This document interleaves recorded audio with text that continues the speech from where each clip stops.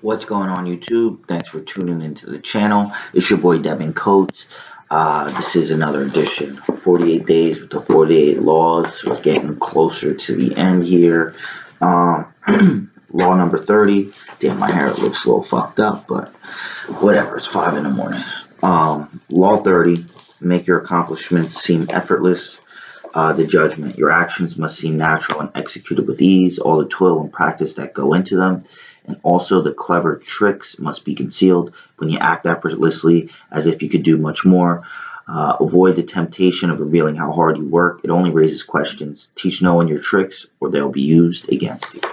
So this is a very good chapter for me. Pretty much anything that's kind of telling me to shut the fuck up is pretty good for me, because that is a problem I do habitually kind of fall into. I'm a person that gets on rants, gets on tangents, and I keep going. And I mean, I don't usually reveal information about other people, but about myself generally, I do sometimes fall into that trap. But to get into the chapter, he goes through two main stories. One is Rikyū from Japan. So there's like a tea ceremony, and basically he like perfected it. It was something that was like a tradition from ancient times, but in the 16th century is when he was alive, and he pretty much perfected it. And not to really get into the stories, because there was a bit of like cultural relativism in terms of just understanding the thought process. But basically, they'd have these tea ceremonies all the time. Rikyū would go to other people's tea ceremonies, and he went to a few with like his son. And a lot of times when he would go, they'd see something. And one time he went with his son and he saw like a gate, and his son's like, "Oh, that gate looks like it gives us a very lonely feeling." He goes, "No, it looks like it actually took a lot of effort, and it must have been imported here from some mountain far away and probably cost a lot of money." And when he went in, he also looked at some of the other decorations, other things that the guy prepared. Basically, he could kind of see all the effort, and he kind of turned him off, and he left and didn't accept some of the offerings, which in like Japan is like that's like very like it's very bad if somebody does not like accept. I mean, that's kind of in America too. We gave a gift not to accept it, but it has a little bit more like importance in Japan with their culture.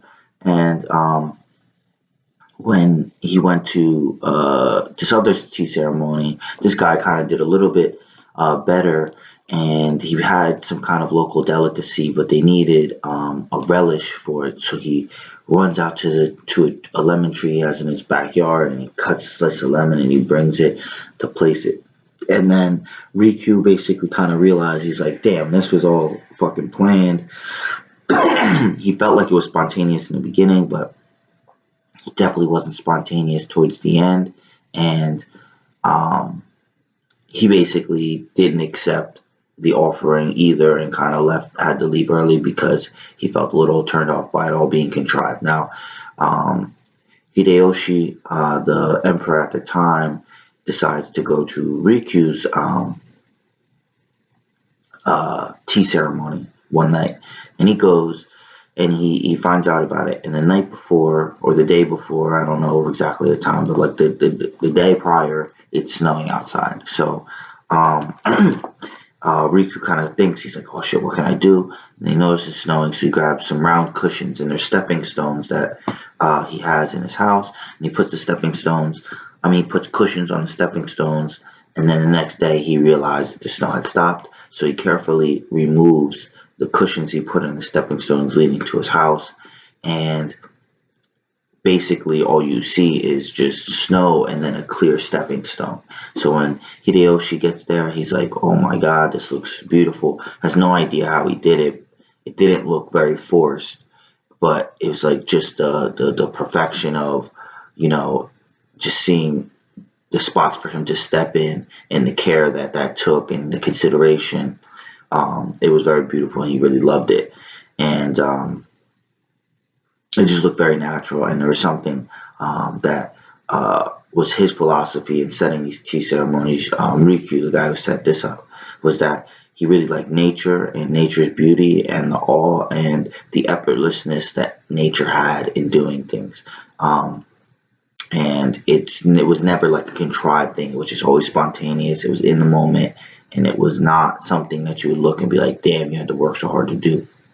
Now, Houdini was the other person that was in this story, and all of his escapes, and he never really got nervous. And somebody that I think is very good at like kind of mimicking, well, not mimicking, but uh, maybe emulating, but he's definitely walking his own path is David Blaine in the current day. And you don't really know how he does all the things that he does, and they generally seem effortless, especially when he does his card tricks. But basically, Houdini would do all these tricks, and he'd study, and he had to put all this work into perfecting the trick. But when he did it on stage, he always made it look very easy. He never looked like he was sweating. He never looked like he was tired.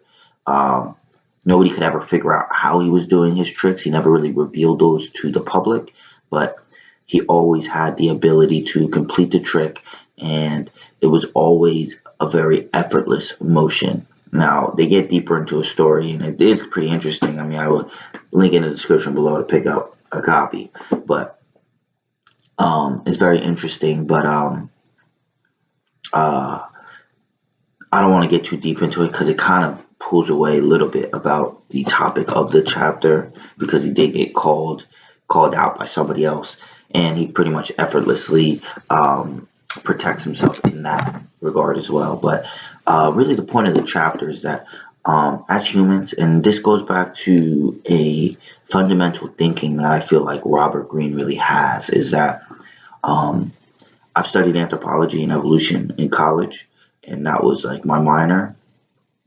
But if you go back to our evolutionary beginnings, the times when, like, Homo habilis, Homo erectus, and Neanderthals were all kind of splitting off, mating together, and we've kind of split off to create Homo sapien. Around 10,000 years ago is when anatomically modern humans were created, but we've been evolving for millions of years before that. If you even go back to the Australopithecines, is that our evolution hasn't really changed. So things that we were always in awe of and always wanted to imitate were things of nature: the speed of a lightning strike, the speed of a wild animal, the power of a flood or a hurricane, an earthquake, and these kind of crazy feats that nature, we don't know how it does it, but it seems effortless for nature. And just how fast, a snow flurry can go, from no snow on the ground to 3 hours later there's a foot of snow. Like, that is kind of amazing, and it's everywhere. It's not on one block, it's everywhere. For a human to do that, it would take so much effort. And we've kind of been able to mimic certain things. Like, we can reach the speed of a cheetah, but when a cheetah does it, one, the dexterity, the amount of precision, the stopping, the moving. When we use a car or a machine to do that, it's fucking loud. It costs a lot. It's a lot of gas. It's a lot of work to put the machine together. It definitely doesn't have the pinpoint accuracy, dexterity, and maneuverability and agility of a cheetah, lion, tiger, anything like that, or even a horse. We call things horsepower, but like a horse can do things and jump and do all this. Our machines can't do that. And when they do something that represents that, it's so much more clunky, and you can it's like the mystery is not hidden. So that is kind of the idea there. I mean, maybe the internet is kind of one of those inventions that kind of does provide some of that mysticism, but we've always wanted to recreate that, and people who can are very astonishing. But it's something that goes very deep into our core and our evolution. That we've always been in awe of that. We've always been in aesthetic arrest of the things we cannot explain, and the power that they hold, and how much more, how strong they are in comparison to us. And when we can see somebody recreate that, and we don't see the effort and time that goes into it, it has this height of power, and just kind of makes you sit back in your seat, and you're like, whoa. And just keeping that kind of aura and not giving up your secrets to how you're doing it. When you do, and all the painters of the Renaissance era, they wouldn't let anybody see their works in progress, because it's not because they thought somebody was going to steal their style. It's because, when you see how they built the painting, it's like, well, yeah, it just takes a lot of fucking work and a lot of practice, but when you just see the final product, you're like, how'd that happen? How'd you make a still painting come alive? How'd you make 2D look 3D? How'd you put dimensions and perception in there? And that's the idea. And you can do this in social arenas too. I know they spoke about Talleyrand, one of my favorite people through the book. I know if you're watching these videos, I mentioned him a bunch of times, but like he would have all these spies and these people doing all this research. It never looked like he was straining much. They give him this information. He slowly in conversation, and I've kind of noticed I have the ability of doing this a little bit just naturally, or maybe I've read this and it's kind of ingrained. I've read this before. This is not my first time reading the book, but like he would just slip it in and be like, oh, I think that, I have a feeling that this is going to happen. And then it happens. And then it almost gave him the presence of being a clairvoyant. And it didn't seem like he was working hard, because he honestly didn't do the spying, but he got the information, he threw it out there, and it gives you just that height power, that aura of mysticism.